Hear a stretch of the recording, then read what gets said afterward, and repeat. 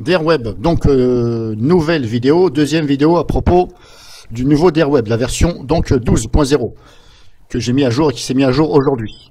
Donc ce jour, sachant qu'elle était déjà à jour en Russie. Parce qu'apparemment j'ai vu une vidéo d'il y a un mois et il y a quelqu'un qui présente ceci il y a un mois. À moins que c'était il a mis la version bêta. Bref. Donc au niveau de la protection anti-ransomware sur la version 12, je voulais vous faire une vidéo parce qu'il y a deux onglets différents. Alors, est-ce que c'est très intelligent ou pas de la part de Derweb? Je vais dire oui et non. Oui et non. Oui pour ceux qui sont utilisateurs assez avancés, voire avancés, et non pour l'utilisateur voilà, classique. Il faut bien savoir là où il faut aller. Donc vous ouvrez l'interface, ensuite vous déverrouillez ici le cadenas. Ici, et là vous avez périphérique et données personnelles. Là, ici, pour prévention de la perte de données. Vous voyez, il faut cliquer. Il aurait été si simple de développer. Quand on clique, ça développe. Comme l'interface d'avant. Cette interface-là, ok, ça change, mais bon, faut aimer. Donc, on clique ici, prévention, j'avais dit quoi? Voilà, je me perds moi-même, périphérique et données personnelles. On ouvre prévention de la perte de données. Ici, vous ajoutez les dossiers et fichiers à protéger. Là, c'est assez simple. Tout est bien expliqué ici. Il suffit de lire. Vous ajoutez les dossiers et fichiers dont vous tenez à cœur, de façon à ce que si un jour vous prenez un ransomware, un virus qui crypte, voilà, c'est la même chose, c'est un trojan encrypteur, voilà, encodeur, on peut appeler ça différemment.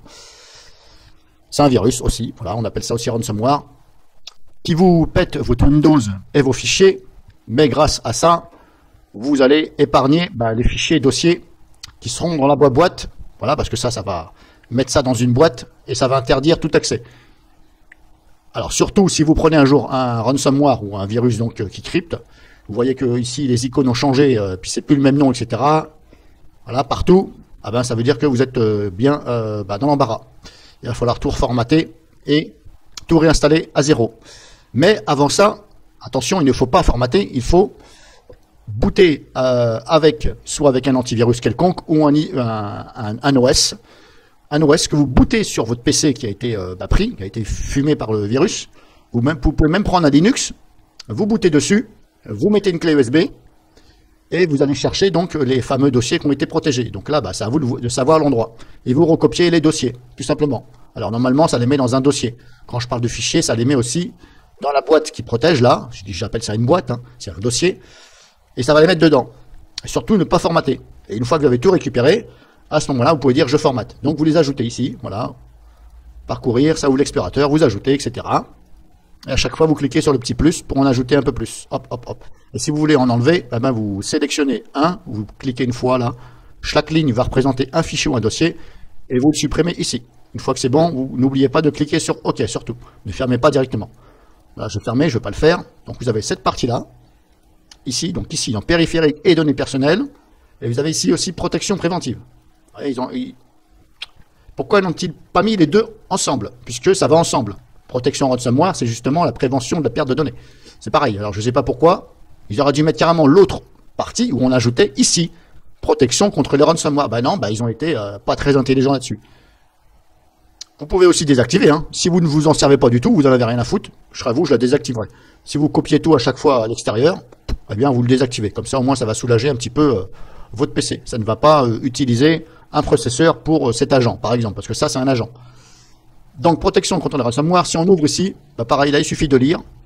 Et gros, ça, c'est pour les applications. Ça n'a rien à voir avec les fichiers, ce sont les applications. Comment va se comporter l'antivirus par rapport à certaines applications qui pourraient vous créer des problèmes, c'est-à-dire vous interdire de faire ceci, cela. De toute façon, vous allez avoir un message. Si vous avez un message comme quoi, attention, par exemple, accès interdit, je sais pas quoi, par rapport, bien sûr, au dossier que vous avez protégé. Si vous voyez que ça vous empêche, c'est normal puisque vous avez dit l'antivirus de protéger. Donc là, il vous interdit, mais vous pouvez passer outre ça.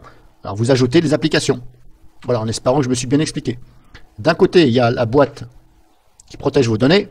Et ici, c'est que si jamais vous voulez qu'il y a un logiciel ici que vous vous servez qui va dans le dossier que vous avez besoin, c'est à vous de voir, vous pouvez ajouter ici les applications.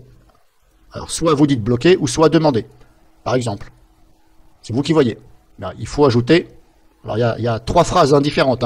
Il y a une phrase ici, que je vous laisse lire. Ici, il y a un point, et ça repart sur une autre phrase. Pardon. Et ensuite, il y a encore ici une autre phrase. Voilà. Alors, je ne sais pas pourquoi ils ont mis une phrase là, une phrase là, une phrase là. Bon, perso, moi j'aurais mis les 3 phrases l'une en dessous de l'autre. Voilà. Je ne sais pas pourquoi ils ont fait ça. Bref. Vous regardez, vous sélectionnez ici, vous cliquez sur plus pour à chaque fois. Et là, c'est bien une application. Ça n'a rien à voir avec les dossiers. C'est pour ça que je vous dis, ils auraient dû mettre ça quand même au même endroit. Moi, je serais eux, j'aurais mis tout ici. Parce que le ransomware, ça concerne aussi les données. Voilà, la perte des données. Et quand vous actionnez ça, quand vous le faites, ça crée automatiquement un dossier. Mais j'avais déjà fait une vidéo.